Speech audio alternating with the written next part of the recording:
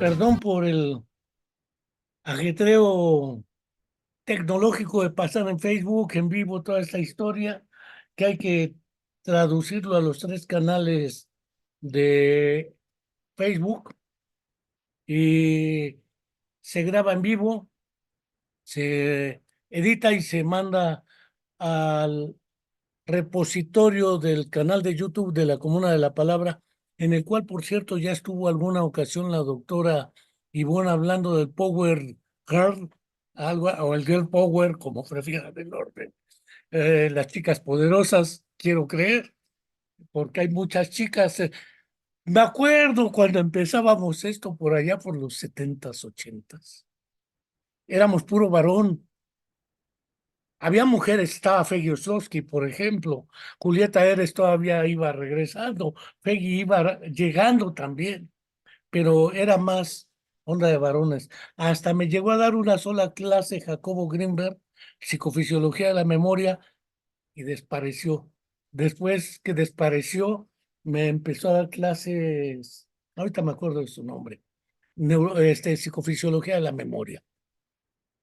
Quiero agradecer a la doctora Ivonne Flores Medina, una mujer expertísima en estas cuestiones de las, no sé si bien denominadas o mal denominadas psicosis, que es un terminejo que después con el doctor Jesús Ramírez Bermúdez hemos venido discutiendo a propósito de la historia de los trastornos de los síntomas o de los síntomas de los trastornos mentales, depresión, melancolía, trastorno bipolar, maníaco-depresivos, esquizoparanoide, psicosis y neurosis desde Sigmund Freud, etcétera. Voy a empezar como siempre, como empecé la vez anterior, y voy a cerrar con los recordatorios. La doctora Ivonne Flores Medina tiene una amplia trayectoria en esto, publicaciones hasta de algo así como Sherlock Holmes buscando causalidad en esquizofrenia, un articulazo que le publicaron por ahí, que alguna vez leí, capítulos de libros, artículos en revistas, etcétera, etcétera, y está creo que en el Instituto Nacional de Psiquiatría Ramón de la Fuente, si no estoy mal orientado o desmemoriado amnésicamente, de Korsakoff, aclaro, no es de Alzheimer, es por alcohol, probablemente. Le hace mezcal. Pero quiero agradecerle su participación en esta ocasión. Ella tiene la posibilidad material de utilizar una presentación, aunque usualmente las presentaciones se hacen en inglés. Ella nos va a explicar toda la trama en caso de que utilice la presentación para ciertas cuestiones elementales. Yo solamente voy a lanzar tres preguntas al vuelo. Más allá de la cuestión histórica, ¿de qué nombre le ponemos Matarile Dilerón? Como pasó en autismo, se hablaba de psicosis infantiles, se hablaba de autismo tipo Kanner, autismo tipo Asperger. No se habló de su Jareva porque tenía tres defectos. El primero, ser mujer. El segundo, ser rusa comunista, y el tercero, ser judía. Ahí la dejo. Grunya Efimovna Sujáreva, que en 1925 hizo la primera descripción de casos muy idénticos o muy similares a los de Hans Asperger. Hans Asperger tuvo la desdicha de quedarse en Austria, un país anexado por Hitler, y después ha sido acusado de ayudar a los nazis con Hegelius y otros. Eso es una historia medio extraña, pero ¿qué son las psicosis? ¿Por qué la diferencia original entre psicosis y otros trastornos? La depresión es psicosis, por ejemplo, o los llamados trastornos bipolares ahora, antes. ¿Qué caracteriza la psicosis? Primero. Segundo, ¿qué impacto tiene ello en la persona? ¿Cómo aparece? ¿Cuándo aparece? ¿Es, tiene componentes genéticos o es, como algunos teóricos creían, un mecanismo de protección contra lo que se vive cotidianamente? Hablo de Line Cooper, hablo del Mm. mismo Paul Václavic en otros frentes, pero el asunto de la psicosis como un trastorno considerado históricamente psiquiátrico. Yo sé que tú no eres psiquiatra de origen, eres psicóloga y neuropsicóloga. En consecuencia, ¿qué carajos hacemos los psicólogos o las psicólogas y los neuropsicólogos o en un asunto que además históricamente ha sido tratado farmacológicamente? Me tocó participar en efectos secundarios de tipo psicomotor, en el caso del haloperidol, en algún psiquiátrico por granja psiquiátrica por la carretera Puebla, Tlazolteotl, Ujú, y resulta que efectivamente el tratamiento farmacológico ha sido por elección una de las estrategias de aproximación. ¿Es legítimo o no es legítimo? Porque hay psicólogos que dicen, no, a pura psicoterapia, los hay. Hay psicoanalistas que dicen, no, eso a pura psicoterapia. Los hay, aunque Freud ujú. sí dijo, yo le echo a la neurosis, la psicosis se las dejo a otros. Es querer imponer donde no hay cabida lo que no tenía cabida. Cierro mi boquita, si no, ¿para qué te invito? Y muchas gracias, doctora Ivonne. Adelante, caminante. Muchas gracias, maestro Enrique Álvarez. Bueno, el término de psicosis en realidad, como bien decías, tiene una larga historia, ¿no? Y depende de la aproximación desde donde nos paremos, es como de repente se entiende, ¿no? Hay una aproximación que puede ser más psicoanalítica, ¿no? De la división entre la neurosis y la psicosis. Hay percepción, o sea, de este fenómeno tal cual como un síntoma, ¿no? Que está muy asociado a lo neurobiológico y explicaciones como desde donde yo me paro que tienen que ver con mecanismos cognitivos que están funcionando para generar una serie de experiencias mentales determinadas, ¿no? Eh, para que quedemos claros, o sea, desde donde yo estudio este fenómeno, tiene que ver con la idea de que la psicosis es un síntoma, ¿no?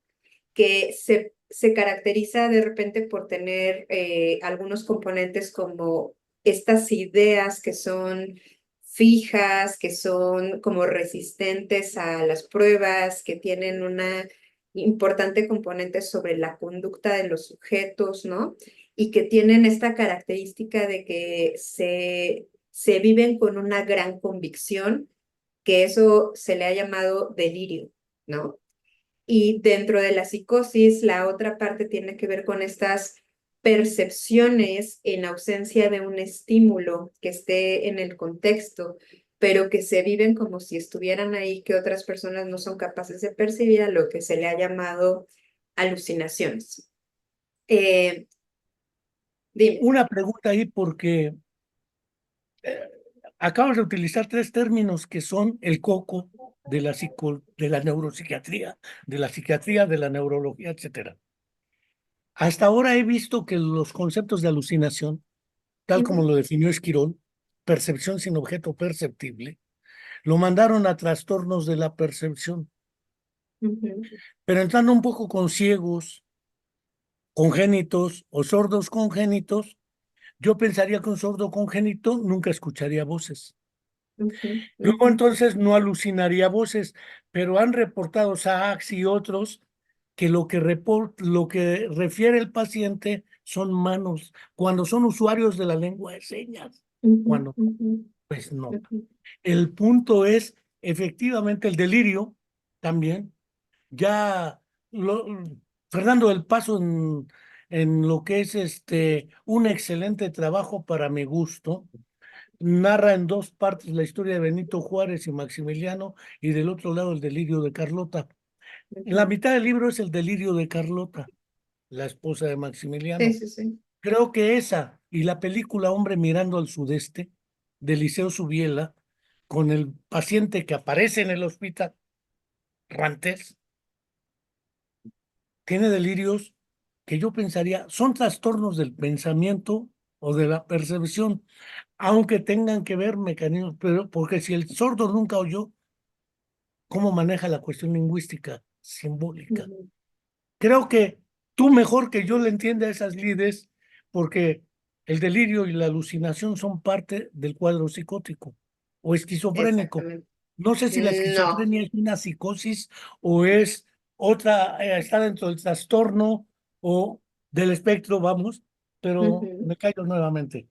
Em, a mí me gustaría hacer esta diferencia importante entre la psicosis como un fenómeno y la esquizofrenia como un trastorno, porque la psicosis es un síntoma. En realidad yo le digo a mis alumnos que uno se puede psicotizar por todo si le echa ganas, ¿no? Porque la psicosis puede aparecer Es porque es, voluntaria.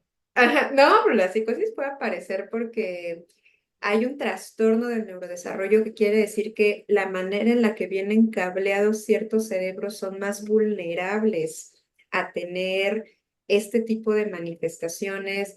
Te puedes psicotizar por consumo de sustancias, es decir, los hongos y toda la ayahuasca y todo esto que está de moda ahora en la psiquiatría psicodélica son psicomiméticos. Eso quiere decir que simulan una experiencia psicótica, ¿no?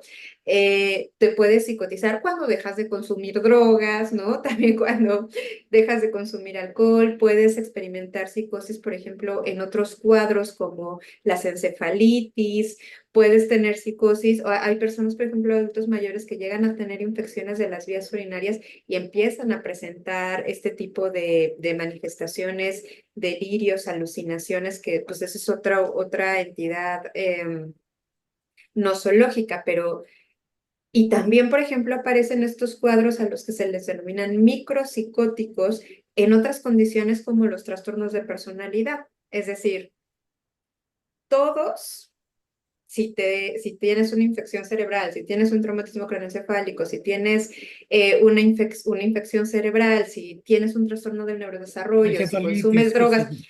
ajá, te puedes psicotizar si le echas ganas, ¿no? Porque el fenómeno específicamente de los delirios, que es en donde yo me meto, o sea, a estudiar, tiene que ver con, es un buen modelo de la generación del pensamiento y todos estamos en eso, o sea, todos tenemos pensamientos y los mecanismos que están relacionados con la generación del pensamiento están en todos nosotros, no son una cosa ajena a lo humano. Pues una cosa que para mí es muy importante explicarle a mis consultantes durante las intervenciones que hacemos es que los mecanismos cognitivos que están asociados al inicio y mantenimiento, por ejemplo, de las ideas delirantes, es una cosa que tenemos todos y que en población que no tiene un diagnóstico como tal, también aparecen estos fenómenos subumbrales.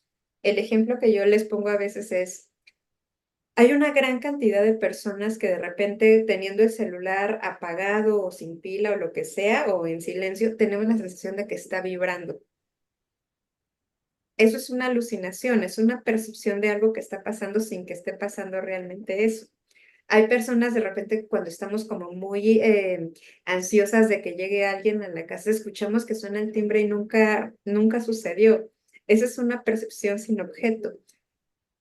Yo creo, a ver, tú me dirás, Enrique, ¿alguna vez has tenido la sensación en algún momento de tu vida de que has tenido un día tan malo que te paras y no tienes gas en tu casa y empiezas a hacer tu día y te pegas y que sales y alguien es grosero contigo y tienes esta sensación de que el universo está conspirando en tu contra para que te pasen cosas horribles? ¿Alguna vez has tenido esa vivencia? Fíjate que no, palabra Ok. de honor que no, pero Ujú, puedo adicionar dos datos. Miembro ujú, fantasma amputado, ujú, que es un fenómeno de percepción sin objeto perceptible, ujú. sería virtualmente una alucinación o Pues yo, o sea, sería una acción de lo que Julián de Ajuriaguerra en su momento denominó la diferencia entre esquema corporal, imagen corporal y ujú, conciencia corporal. ujú, sí, sí, sí. Yo me sigo comportando, dijera Saúl Martínez Horta, que ahora en Ujú, Barcelona está muy activo, él del Hospital de San Pablo, o en catalán, de que la gente tiene comportamientos extraños y uno no se explica por qué antes de dormir o al despertar. Se te sube el muerto. Esas cosas las parecen de alucinaciones hipnagógicas, ajá. alucinaciones, el miembro fantasma amputado, ni se diga, que Ujú, sientes cosquillas en la pierna que ya no tienes, que te duele el brazo que ya no tienes Ujú, y una serie de cosas que aparecen. ujú. ¿Eso forma parte necesariamente de la psicosis o hay que despatologizar algunos eventos que suceden cotidianamente que no son precisamente trastornos? Tú Pues, diferencias ujú, esquizofrenia de psicosis. La esquizofrenia, dijiste, es un trastorno. ujú. Eso puede ser un trastorno con componentes psicóticos o no. Sí, Pero porque entonces, esa lo que yo les diferencia, decía. la psicosis no es esquizofrenia, la esquizofrenia no es psicosis, la esquizofrenia es trastorno, pero la psicosis son síntomas que pueden Síntomas. aparecer. Tienen un origen orgánico, lo planteaste, o una Sí, claro. predisposición genética. En el caso de un gemelo idéntico autista, es muy probable que el otro gemelo pueda hacerlo. Hay casos ya muy documentados al respecto. Y la distancia se va haciendo mayor entre más se distancia ese componente genético. Pero no quiere decir que el que tenga un hermano con autismo le va a dar al siguiente autismo o le va a parecer esquizofrenia al que sigue como pasa en síndrome de Down. No, Ujú, aunque está muy documentado el síndrome de Down, el carácter de transmisión directa, pero acá sigue siendo el coco de los tiranos. Yo te dejo porque nada ujú, meto mi cuchara impune, pero palabra de honor que no he tenido esas. Sí me llegaron a dar, por ejemplo, trastornos de pánico, esos de que me ujú, estaré volviendo loco, ¿qué pasa? Y reciclas. Pero ujú, pensar en las óperas, Otelo tenía delirio de que Desdémona lo engañaba vilmente ujú, con el otro personaje, ¿sí? Pero hay ujú. una mano negra, el que manipula toda la situación, Yago.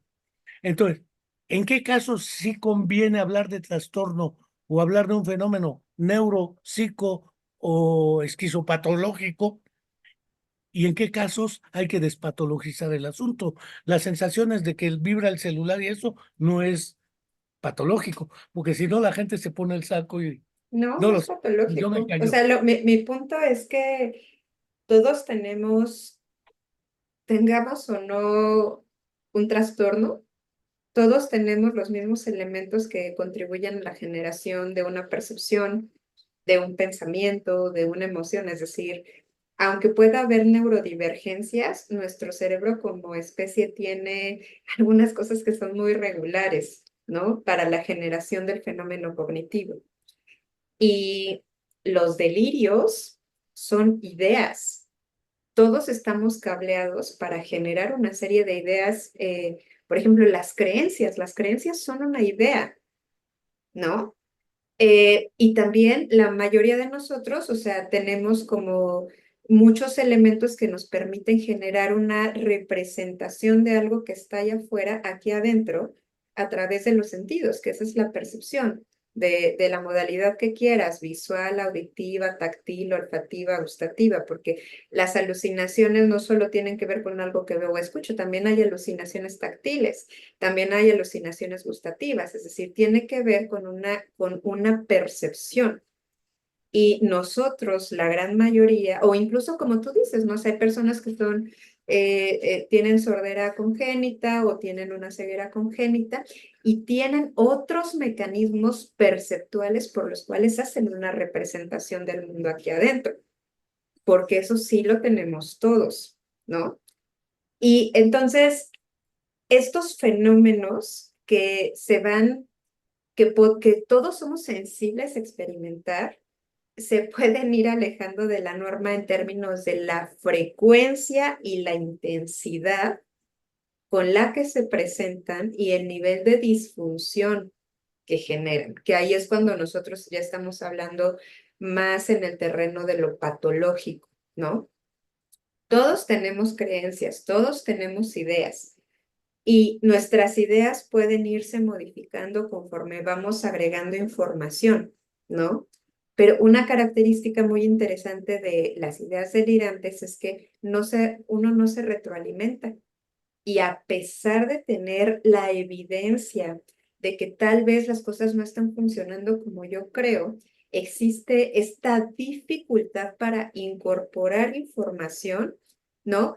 Y replantear A ver, la idea. Y además eso tiene un impacto en el comportamiento de las personas que genera una serie de dificultades para integrarse, que ahí es cuando nosotros estamos hablando de disfunción, ¿no?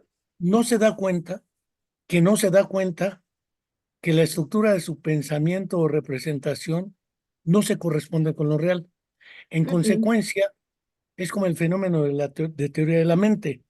Si ujú. yo creo, independientemente del grado de verdad, que Claudia Sheinbaum montó un superfraude eh, paranormal, me comporto como si lo hubiera hecho, más allá de despatologizar la política cotidiana que ahora nos envuelve, Pero porque yo quiero, algunos dicen, están espera, delirando el fraude, no, espera un pero segundo, quién porque sabe. ahí yo quiero hacer una diferencia entre una creencia y una idea delirante. Las A ver, creencias no necesitan pruebas, ¿no? O sea, uno cree y no necesito una comprobación de eso.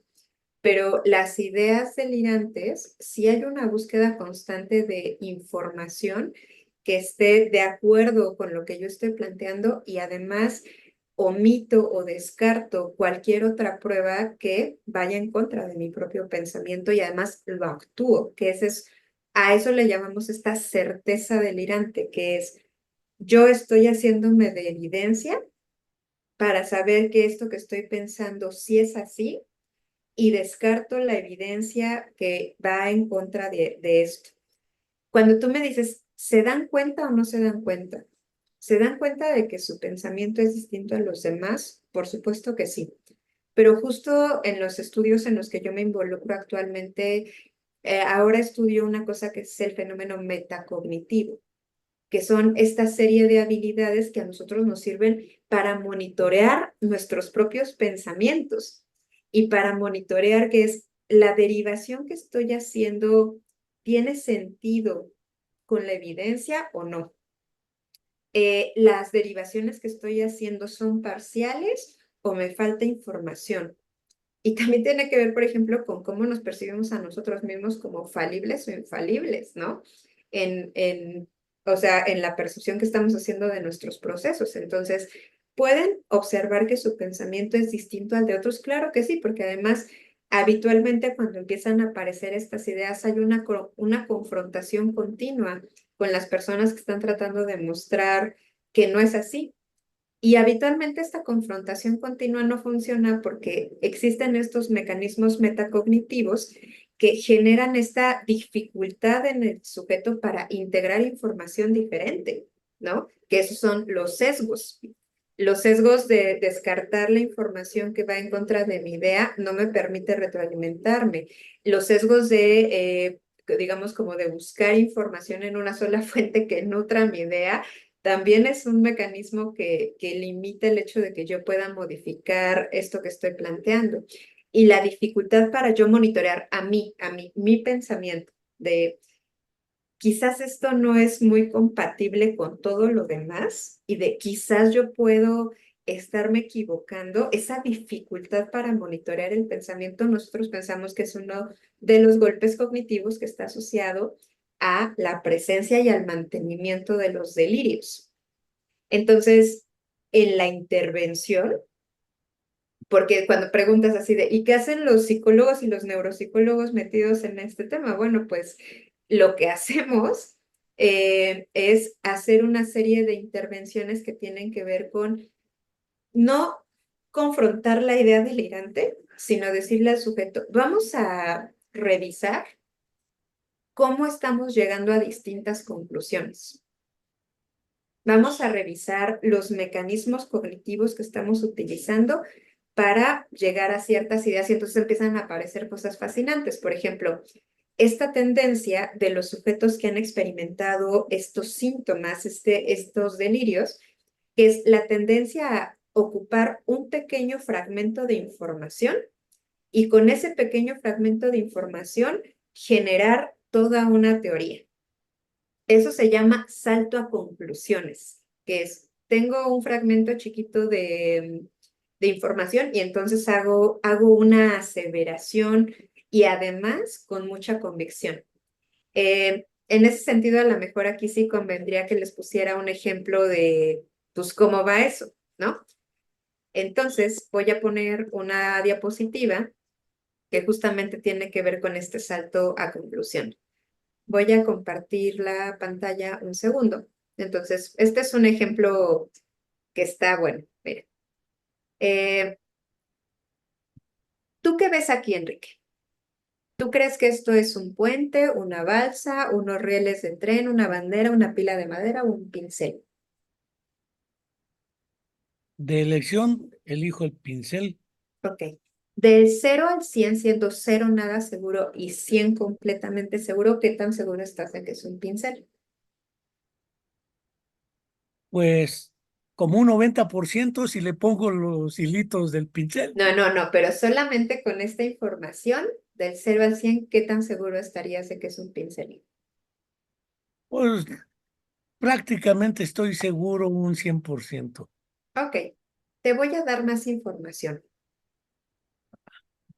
Ok, esto modifica tu propuesta inicial de que es un Y me pincel. doy cuenta que me equivoqué. Ok, de acuerdo. Eh, ¿Qué piensas que es esto?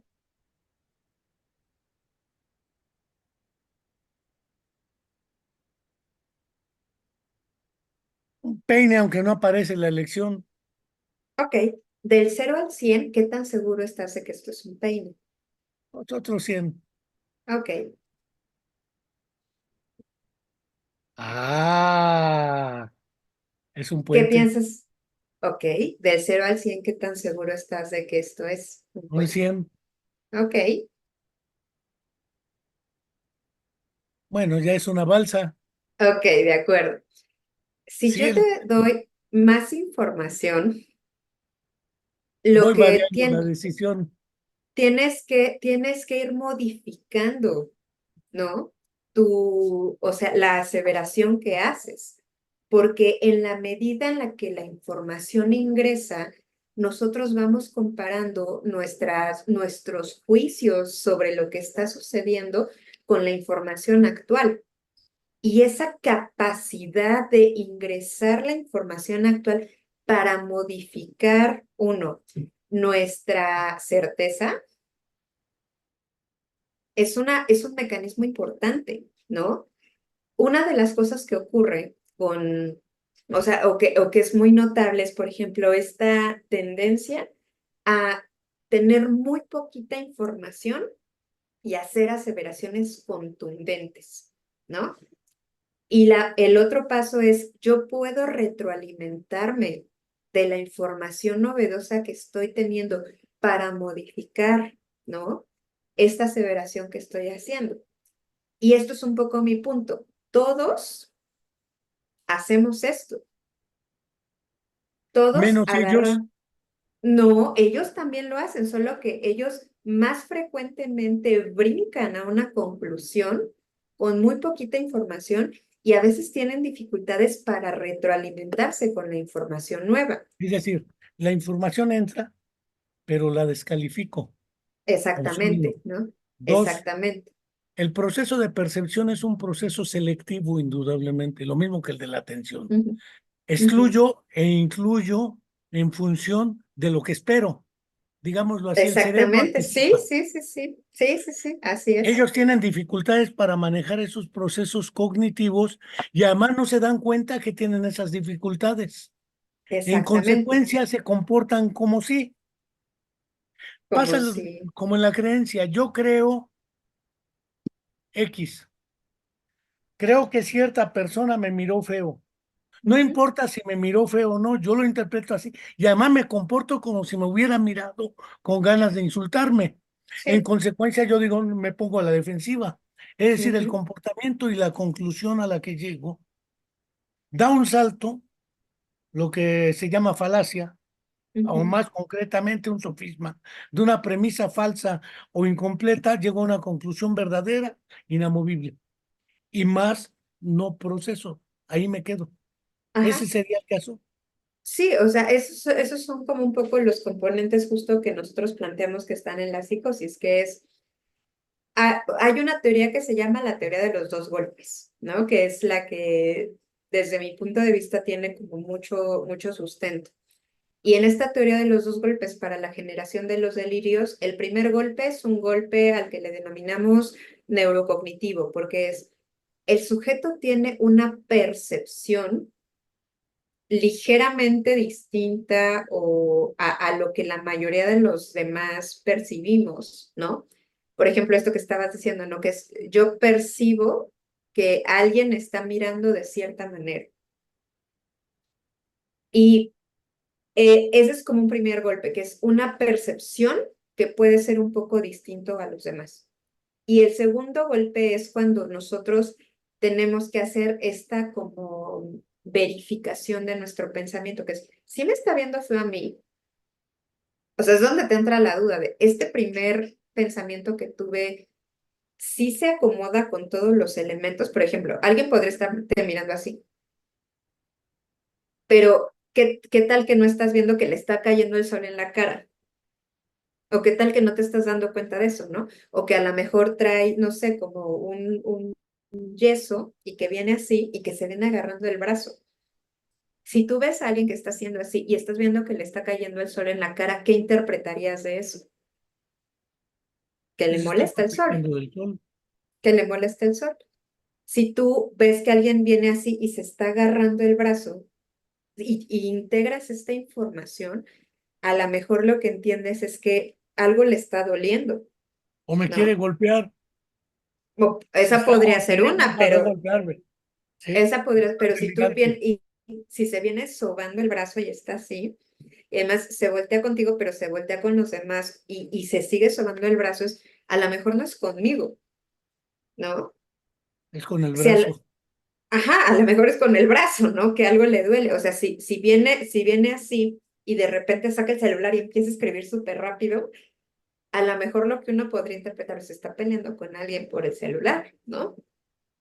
Es decir, nosotros todos podemos tener un primer pensamiento relacionado con una percepción de lo que está pasando allá afuera, pero realmente el componente que hace que esto pueda jugar en lo delirante o no es el segundo golpe, que es la incapacidad de incorporar más elementos a mi explicación, la dificultad para buscar otras alternativas al primer pensamiento que yo tengo, el poder incorporar información adicional y modificar mi primera predicción, ¿no? Por supuesto que si el cuate se para y te canta el tiro, vas a tener más información de que sí es para ti, ¿no? Pero A ver, mientras eso no ocurra, existen otras explicaciones del por qué alguien podría estar posibles. mirando de esa manera. Ujú, Regreso a la ópera de Otelo. ujú, Otelo llega a la conclusión después de la magia negra lingüística utilizada por Yago para hacerle creer que Desdémona no lo quiere. Para ujú, empezar, Desdémona es blanca, ujú, Desdémona es cristiana, es información que tiene Otelo. ujú, Desdémona pertenece a una nación europea.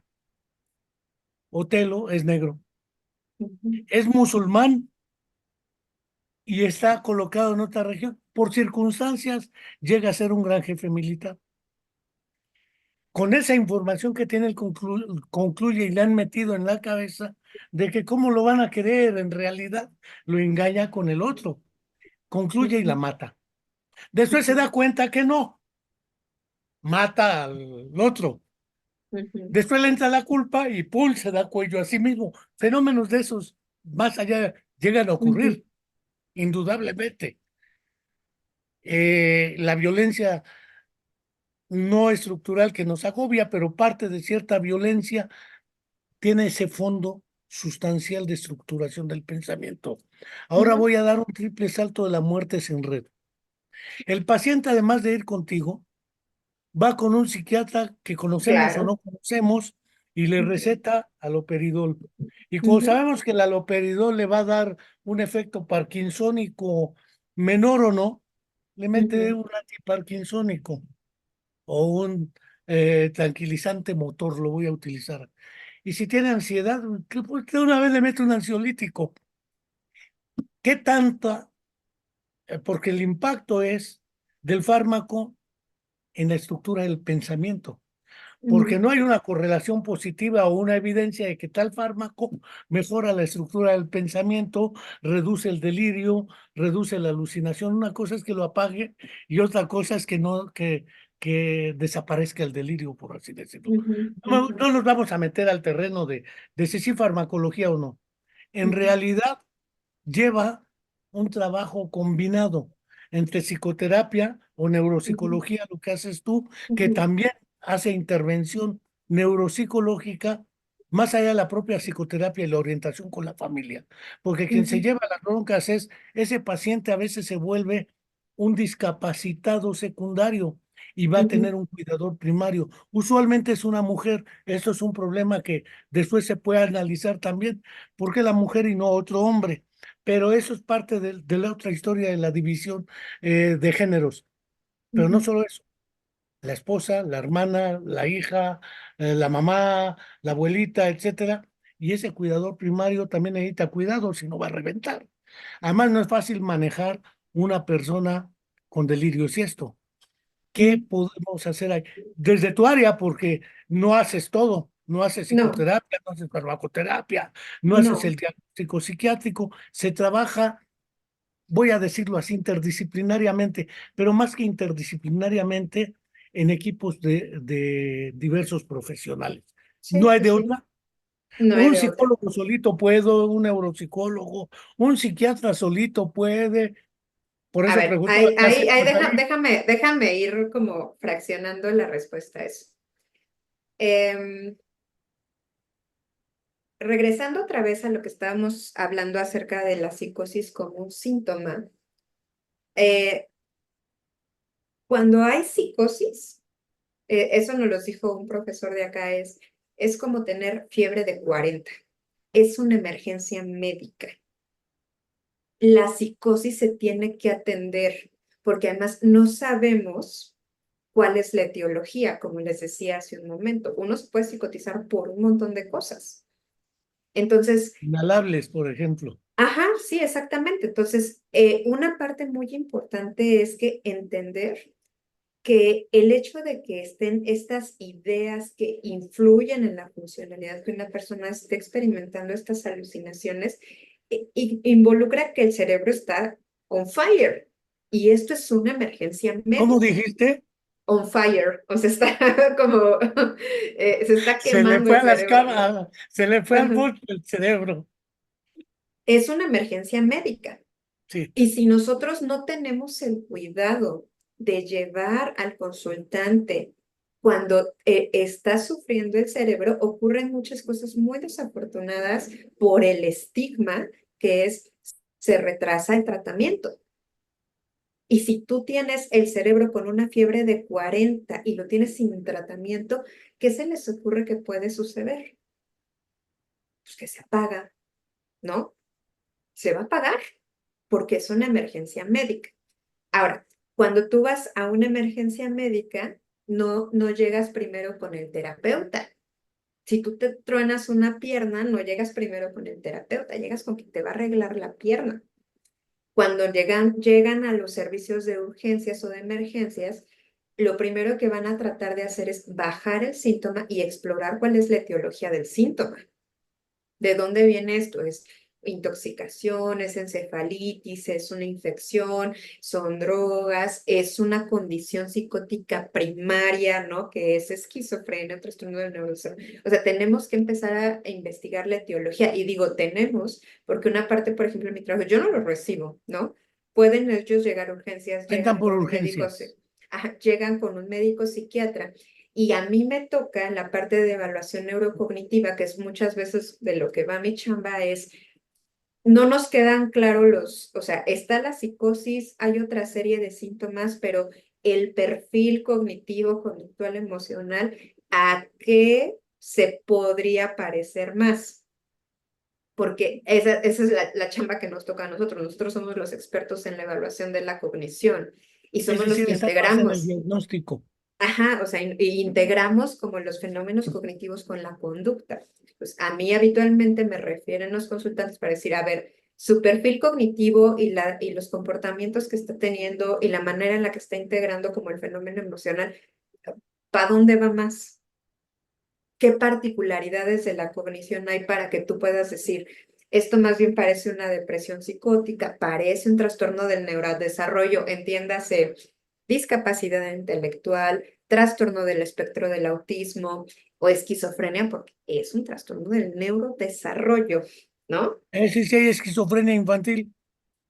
Fíjate que esos datos son muy interesantes porque en la esquizofrenia sí, bien, sí hay particularidades que son observables antes del primer episodio psicótico.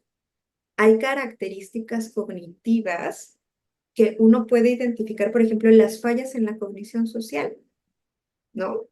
No todos tienen un mismo, o sea, no todos son así como de libro. Hay diferencias a veces sutiles en el funcionamiento premórbido, pero hay algunas características que son identificables. Y cuando empieza el primer episodio, más o menos en hombres, empieza en la adolescencia más tardía y adultez joven, ¿no? Que eso está empalmado en tiempo con los procesos de maduración cerebral. A ver, voy a hablar de algo que sí sé. El asunto del autismo, ahora llamado trastorno del espectro autista, y un poco la historia desde 2 siglos para acá. Ujú, Los síntomas que refieres como signos, porque además en la clínica es importantísimo diferenciar el signo del síntoma. El síntoma lo reporta el paciente, me duele la cabeza, pero el signo puede ser una hipertensión arterial no ujú, bien tratada que puede terminar en un EBC. Lo ujú, dejo ahí por el momento. En el caso de la mayoría de los niños que tienen una presunción de trastorno del espectro autista, valga la noción de espectro, como aquí trastorno, bueno, del espectro psicótico, ¿sí? ujú. La esquizofrenia no es más que una parte de ese espectro, Sí, sí, sin sí, más, sí, donde los síntomas psicóticos pueden aparecer en la exacto. esquizofrenia, pero Sí, aparecen sí, en otros fenómenos, como el sí, miembro sí, sí, sí. amputado, pero ahí no es una patología, como en el caso de la esquizofrenia, sí. Porque el En el espectro caso de la de psicosis es antes de un esquizofrenia, pródromo, esquizoafectivo, antes de un pródromo psicótico del primer brote, llamémoslo así, ujú, de primer episodio. hay Ajá. signos que no son reportados y que no son identificados aunque aparezcan. Uno es lo que Vermeulen denominó, Peter Vermeulen, la ceguera al contexto social.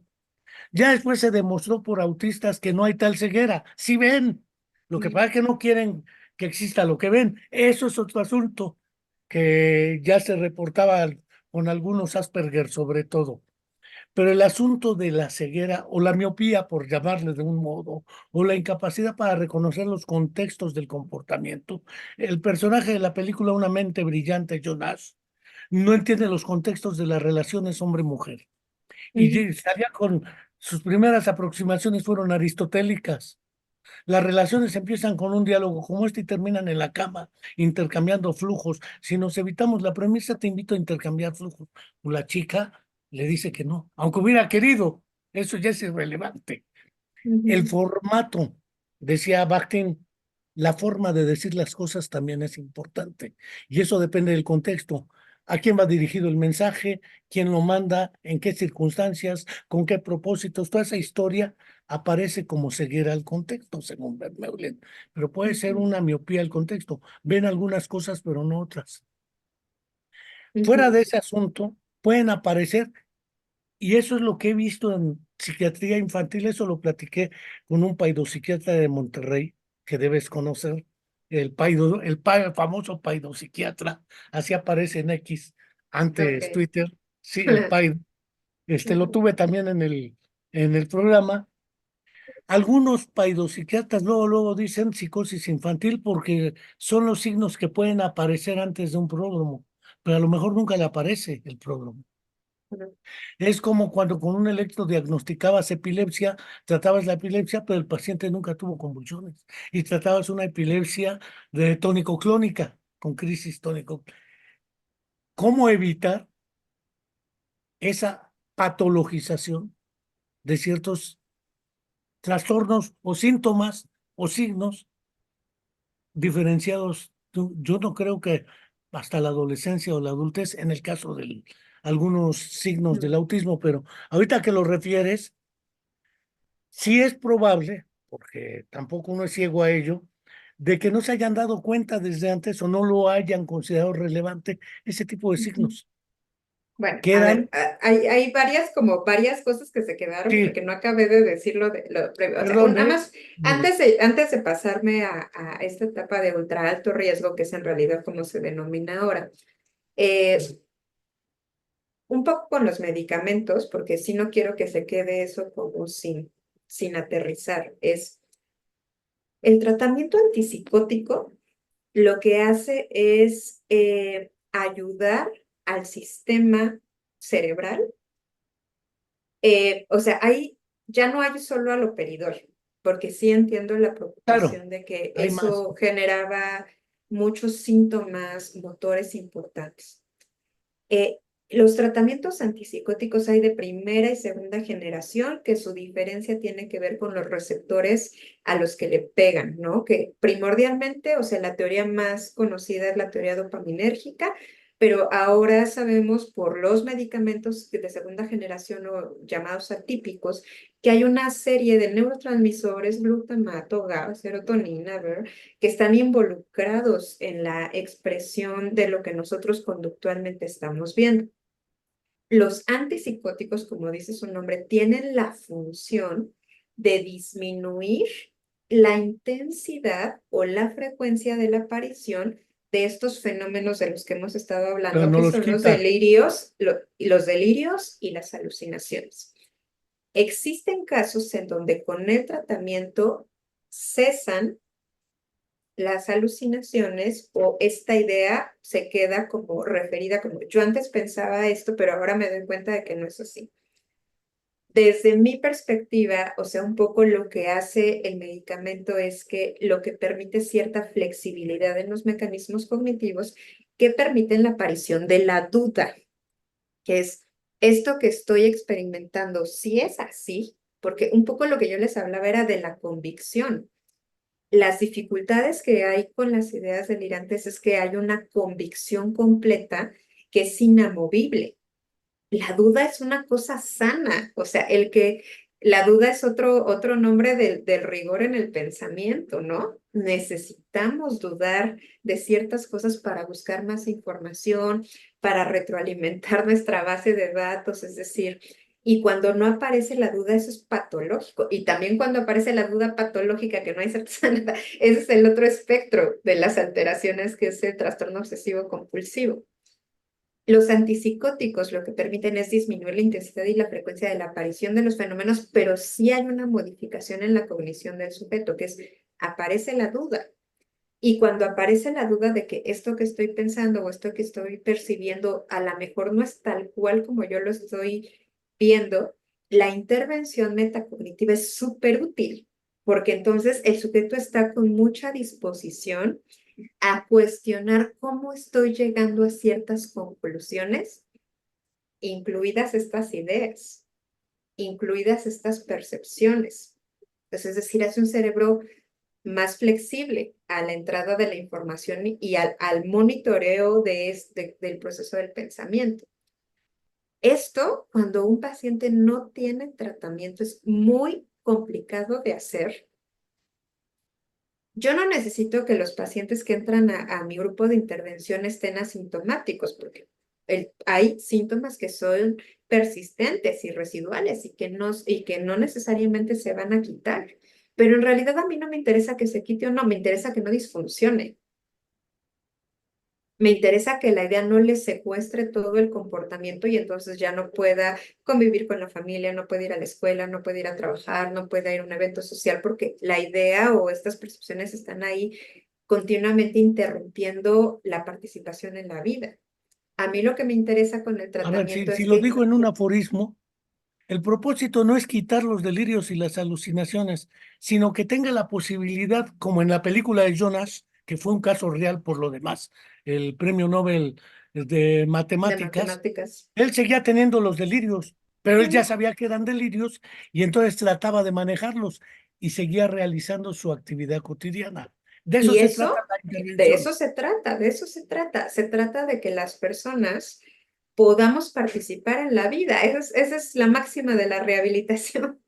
Es decir, uno puede tener dificultades de cualquier tipo que a lo mejor no se nos van a quitar y tener la posibilidad de participar en la fiesta de la vida, eso es a lo que nosotros le tiramos, ¿no? Esa es la Siempre clave que... de la intervención. Es Ujú, decir, no que el ciego deje de ser ciego como en los evangelios, el sordo sordo, el endemoniado se le salga el demonio. No, que ande con sus demonios interiores, todos los tenemos, pero que ujú, ande con su familia, su trabajo, su escuela, en la vida cotidiana. ujú, No hay integración ni rehabilitación si no se logra eso, y eso no se hace en cubículos. ¿Qué pasa con el modelo de RBC o rehabilitación basada en la comunidad que desde Franco Basaglia, en su institución psiquiátrica, plantea el propósito es que regrese a la comunidad? Luego entonces tengo que intervenir en la comunidad y con la comunidad para que la comunidad rompa el estigma también. Es la loca con sus hijos locos.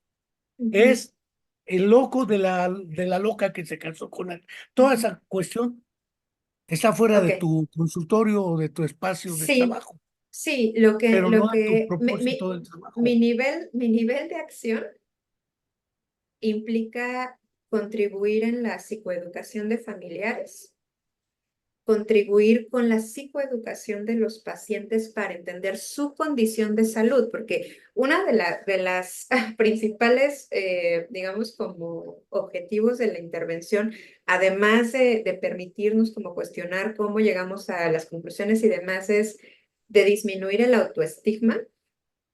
Y para mí es súper importante en las intervenciones que hago con mis consultantes el que se quiten la etiqueta de presentarse como soy esquizofrénico, porque lo que yo les digo es, ¿quién va por la vida diciendo, hola, soy Ivonne la diabética? O sea, no hacemos eso. Solamente los doble A, soy alcohólico anónimo en Alcohólico, recuperación y por esa es estas una, 24 ajá, horas no. pero eso Fuera de es eso, una, digamos, es una elección personal, o sea, todos los temas de salud competen al ámbito de lo personal y uno puede decidir o no abrirle a los demás cosas en el ámbito de lo personal. Pero parte del estigma es asumir que yo soy mis condiciones de salud. no, además no sé, la Nosotros, psicosis no se ve. Pensar en mi caso, pues no hay de otra, por mucho que me ponga la máscara del elefagente secreto ujú, o un pasamontañas estilo ZLN, pues van a saber que el del pasamontañas es el de las muletas o el de la silla de ruedas. ujú, Hay circunstancias que se ven, pero eso no ujú. es lo mismo. Decía Eric Fromm, aunque hubo algunos que lo despreciaron y recomendaron no leerlo, en un libro que se llama Tener o Ser, que yo tenga una deficiencia no quiere decir que yo sea deficiente, que yo Exacto, tenga diabetes no quiere decir que sea el diabético. El que exactamente. sea gordo, no que tenga gordura, lo que tú guste. No llego y me presento, hola, soy Enrique el No, discapacitado. no, Pues no, más porque jodido estaría yo de lo que estoy. nosotros somos más que nuestras condiciones de salud. Y el hecho de que nuestros consultantes tengan que traer colgado digamos, como esta etiqueta de yo soy mi condición de salud, genera una serie de dificultades emocionales, de autoestima, de poderme yo integrar a lo que, a la comunidad, porque es no, ¿cómo me voy a integrar si yo soy el esquizofrénico? ¿No? Si yo soy un discapacitado, o sea, quitar, quitarle o sea, esta idea de que nosotros tenemos que ser nuestra condición de salud es una parte muy importante para disminuir el autoestigma, porque el estigma es real, o sea, estas marcas que se le ponen a las personas con psicosis de que son violentas, de que son difíciles, de que son impredecibles, eso es propaganda de prensa amarilla, o sea, eso no es así, pero eso es parte del estigma, ¿no? Entonces, en relación con eso, una parte del trabajo tiene mucho que ver con la psicoeducación de entender qué es esta condición de salud, cómo se trata, cuáles son las banderas amarillas, cuál es el tratamiento farmacológico que necesito, cuáles son las estrategias conductuales que necesito. Y esto es como cualquier otra condición. Yo les digo, cuando uno tiene diabetes, tiene que tomar una medicina para regular algo en el cuerpo y además hay medidas conductuales. No puedes llevar una vida a base de gansitos y Coca-Cola, ¿no? Hay medidas conductuales que se necesitan y tenemos que estar informados de nuestra condición de salud para cuando hay signos de alarma. La psicosis y todo el espectro relacionado con la esquizofrenia en particular, los trastornos del neurodesarrollo en general, los trastornos de salud mental son iguales. O sea, necesitamos a veces un medicamento, necesitamos medidas conductuales, necesitamos conocer de la condición de salud y necesitamos regresar al ruedo. O sea, son condiciones de salud, ¿no? A ver, doctora, creo que si yo tratase de hacer una síntesis, porque tampoco te quiero robar mucho tiempo, Ujú, ya llevamos una horita, así bien rápido, queda claro que la esquizofrenia o los trastornos del espectro psicótico son trastornos ujú, y espectros que deben ser atendidos médicamente. La estrategia Princeps es médica y psicofarmacológica. Sin sí, embargo, no es suficiente es. para obtener y conocer lo que implica en la vida cotidiana de una persona que adolece, valga el terminejo, o padece, aunque a veces ni lo padecen porque ni cuenta se Ujú. dan, ¿sí? Un problema, aunque sí lo padecen, la ansiedad y la Sí lo angustia padecen, sí. están ahí y sobre todo en ciertos fenómenos de carácter paranoico. Unos acaban tan Tienen miedo. Sí, odiándolos que claro. optan por suicidarse. El mejor libro que leí, casi autobiográfico de él, se llama Un perro rabioso, a propósito de la depresión, de un colega que conoce muy bien, Jesús Ramírez Bermúdez, Mauricio Montiel. Lo tuve también aquí en la comuna a Ah, sí. propósito de la depresión. Eh, pero hay otro trabajo que apareció, es por si los fantasmas vuelven. Que queda el miedo, como en los posinfárticos, me han comentado de casos de que tienen infarto cardíaco prolongado y tienen una secuela neurológica y neuropsicológica. Y ahora tienen Ujú, miedo de llevar su vida sexual activa porque creen que les va a dar otro infarto. ujú, Ese fenómeno del miedo a la repetición ujú. me dio el brote psicótico primero y quedan de todas maneras con la angustia de qué tal si me vuelve a dar, a quien le amputaron una parte por cáncer, qué tal si en el próximo estudio me vuelve a salir cáncer. Claro. Esos fenómenos que son menos de carácter, no voy a decir que menos de carácter cognitivo, voy a utilizar un terminejo medio ruso, son pereshivanies o vivencias que integran lo afectivo conmigo mismo, lo emocional, que no es lo mismo que lo afectivo, lo volitivo de la intencionalidad y la cognición. Porque Ujú. efectivamente interpreto lo que siento y lo que veo, digo, chin, ya me volvió a dar, ya viene de nuevo, porque hay signos de alarma, dijeras, lo que en Sí. epilepsia se llamaba el aura. Ujú. Empiezan a aparecer una serie de elementos que interpreta así, y me va a dar y pum, le da. No por sugestión, le da. ¿No? Toda Sí. esta serie de fenómenos aparecen en la psicosis, en Sí. más que Sí, la, sí. En y la en psicosis, yo algunos, también diría eso. Ajá. por eso el término de trastornos del espectro puede quedar muy atinado. El punto es efectivamente, es un requiere intervención médica, pero también psicoterapéutica. No Sí, prejuzgo ahorita si es cognitivo-conductual, si es modificación de conducta ortodoxa, si es terapia analítica, lo que gustes y mande, pero una intervención terapéutica. Y además neuropsicológica en el sentido de manejar tres términos que manejaste así bien claramente. Lo que es neurocognición, lo que es cognición social, los contextos, qué se puede hacer, qué no se puede hacer y dónde. Y la metacognición son tres terminejos que utilizaste, pero además en psicosis.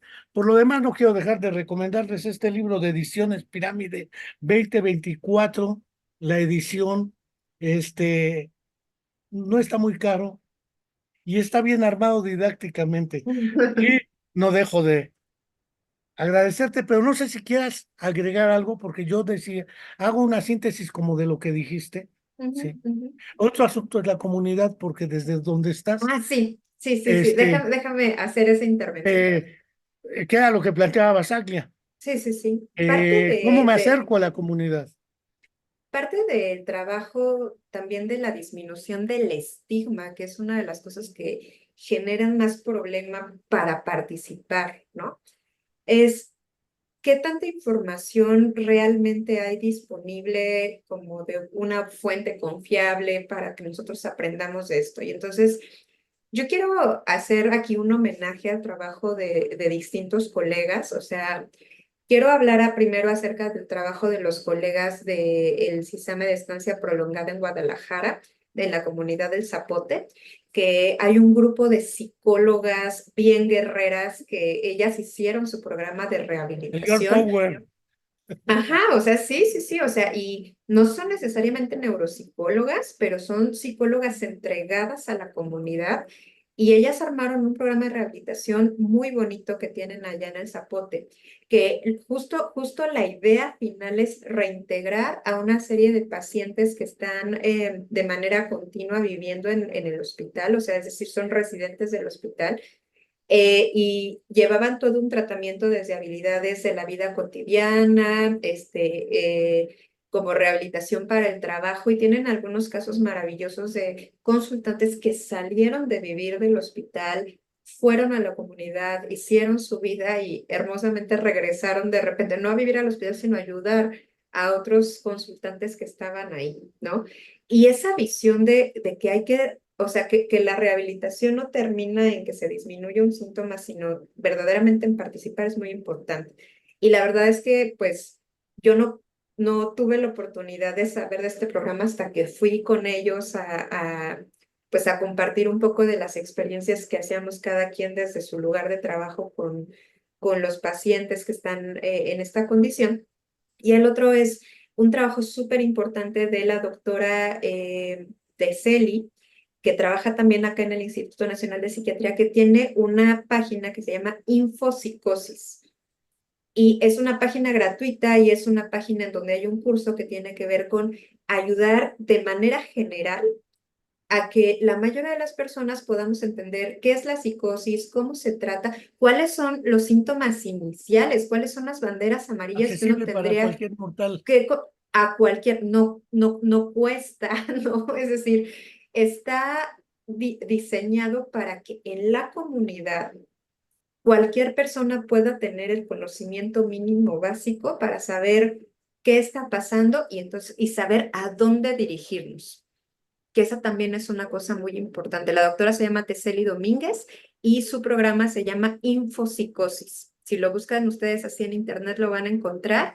Y bueno, o sea, estas son el tipo de trabajos que tienen un impacto súper importante para la comunidad, ¿no? Porque todos podemos contribuir en esto en un nivel distinto, desde tu consultorio, desde la psicoeducación a la comunidad, desde el ser responsables de entender que cuando hay psicosis esto es una emergencia médica y no tener como este miedo de enviarlos al doctor porque si no se prolonga la psicosis no tratada y eso tiene un efecto muy importante en el cerebro de nuestros consultantes y en la familia y en el desgaste que tiene la familia. Entonces, pues yo, o sea, quería hacer ese comercial de infopsicosis y de las compañeras de la comunidad del Zapote en Guadalajara, porque la verdad es que su trabajo es maravilloso y creo que vale la pena que se conozca.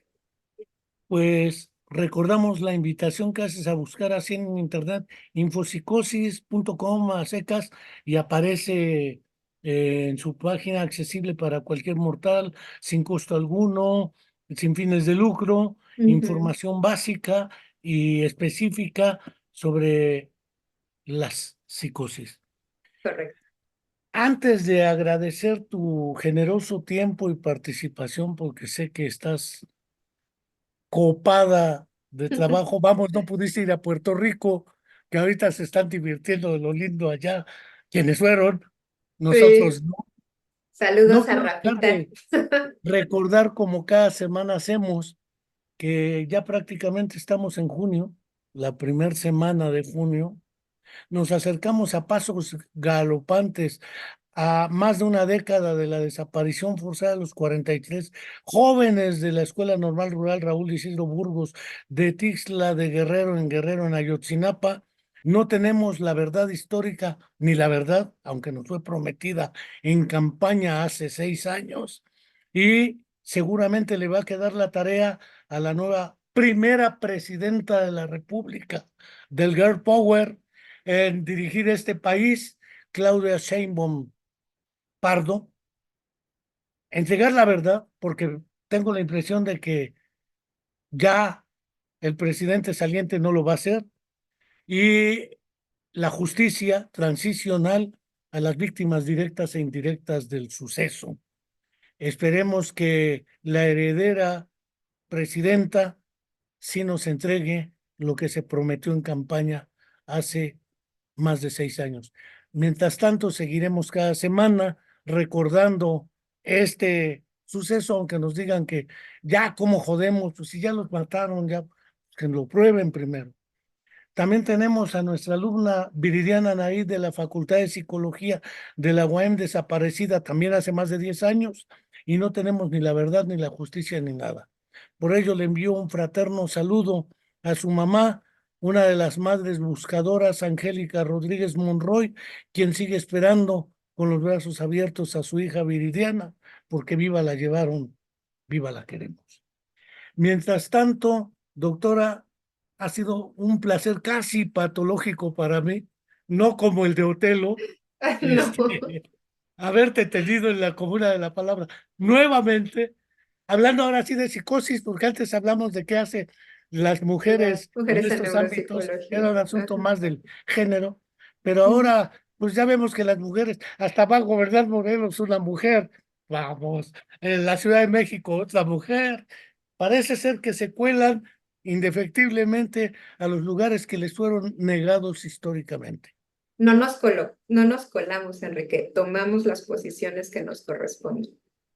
Es decir, hay que colarse, hay que meterse a wiwi, porque si no, si pides permiso, te dicen, no, mira, quién sabe que permiso no hay que pedir disculpas, discúlpenme, ya estoy aquí. Hasta pronto, mi querida doctora, muchas Nos gracias, vemos.